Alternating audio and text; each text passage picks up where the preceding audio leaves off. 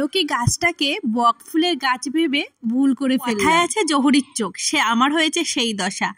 আমি বেড়াতে গিয়েছি, খুঁজতে খুঁজতে ঠিক পাশের বাড়ি চলে গেছি। বাড়ির ছাদ বাগানে এত গাছ দেখে আমি তো আর একদমই ধরে রাখতে পারিনি নিজেকে, চলে গেছিলাম তাদের বাড়ির ছাদে। আর এই যে গাছগুলো দেখছো, এগুলো তো প্রথমে ভেবেছিলাম পরে শুনলাম আমলকি গাছ। এদের ছাদ বাগানে তো অনেক গাছ আছে, তবে এই লঙ্কাগুলো নাকি প্রচন্ড ঝাড়তে চেয়েই ফেললাম। আর কটা পাকা নিয়েছিলাম যাতে আমি বীজ দিয়ে চারা বানাতে পারি। যারা মনে হয় গাছ প্রেমী তারা বোধহয় এরকমই হয়, যেখানেই যাক না কেন গাছের কষ ঠিক পেয়ে যায়। সামলাতে না পেরে একটা আমলকি গাছ চেয়েই বসলাম। সত্যি কথা বলছি, এটা পুরো বকফুল গাছের মতো দেখতে। আর আমলকি গাছ আমি যেহেতু কোনোদিনও দেখিনি, গাছটার প্রতি এক্সাইটেড আমার একটু অন্যরকমই ছিল। দাঁড়াও, আমি কি এক্সাইটেড, আমার মেয়ে তার থেকে 2 গুণ এক্সাইটেড।